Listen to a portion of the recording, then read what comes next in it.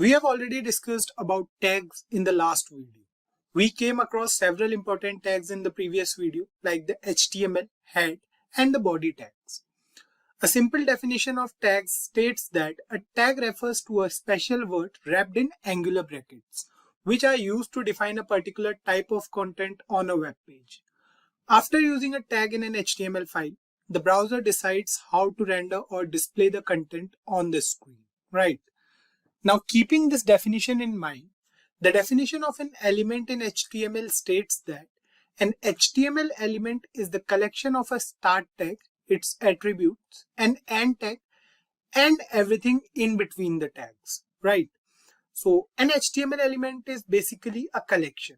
Let's understand this with the help of an example. What we'll do is we'll write over here inside the body of this HTML document.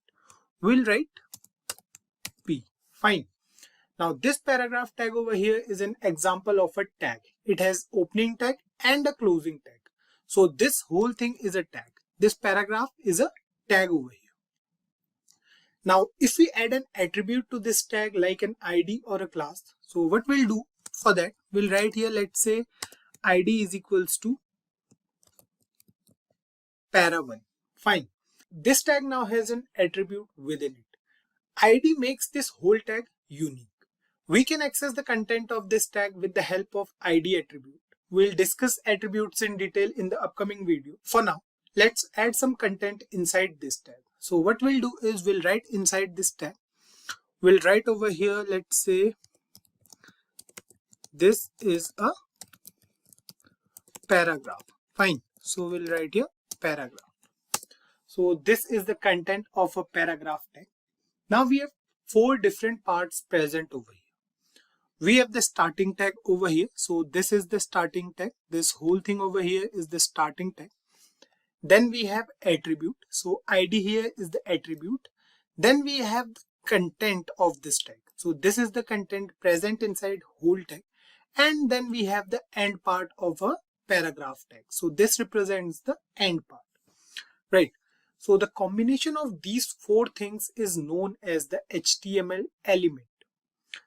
Now let's talk about the case sensitivity of HTML tags. So HTML tags are not case sensitive. So you can see we have paragraph tag over here with small p present inside angular brackets. What we can do is we can write here capital P as well. So these 2 things are pretty same. So let's write something inside this as well.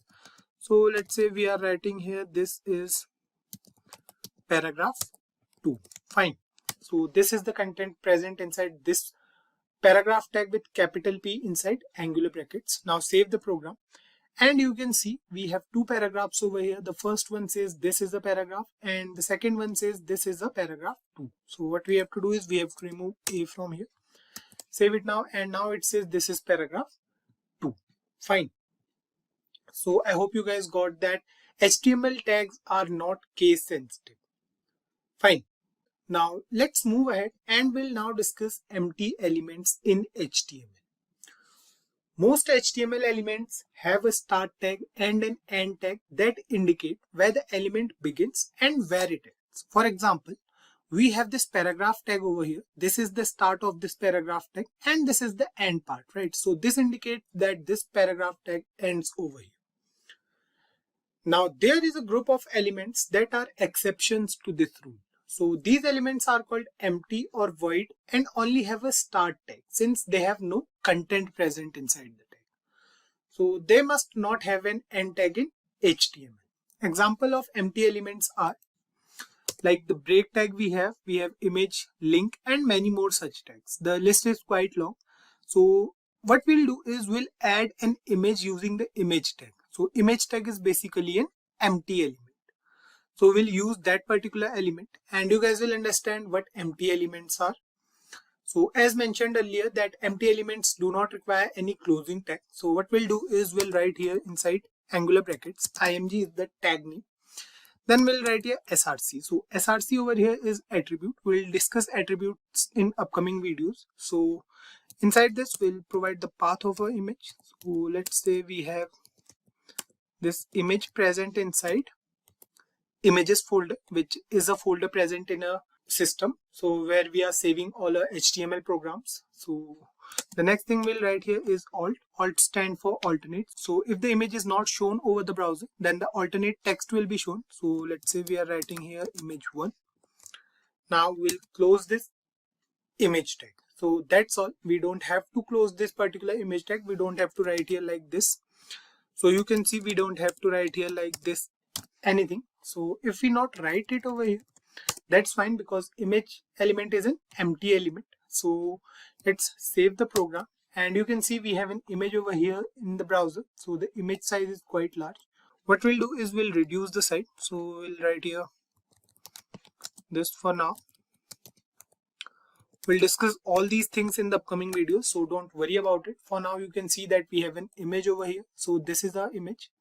This particular image is what we have added using the image tag. So this is done. Now the last thing we'll discuss in this video is the nesting of elements. Nesting means we can use a tag or element within another element. For example, you can see we have a paragraph over here. So this is a paragraph which says this is paragraph 2. Let's add some more things over here. So let's say we are writing over here HTML stands for hypertext markup language. Fine. And save the program. So this is the paragraph over here, you can see. Let me increase the size of our browser a bit. So now I think you guys can see it much better. Now what we'll do is we'll use a particular element or tag within this paragraph tag. So let's say we want this HTML to be cursive and bold in nature. So what we'll do over here is we'll use the B tag over here. So B stands for bold. So what we'll do next is we'll cut HTML from here and we'll paste it inside this B tag. Now save the program, and you can see HTML is bold in nature now, right? Similarly, what we can do is we can nest one more tag inside this bold tag. So what we can do is we'll write here I. Now we have to put this HTML inside both these tags. Save this program, and you can see the HTML is cursive in nature now. So you can see we have three different tags, or we can say we have two different tags inside a particular tag. This is known as nesting of elements. So we can do it with HTML as well. I hope you guys must have got an idea about what HTML elements are and how elements are different from tags in HTML.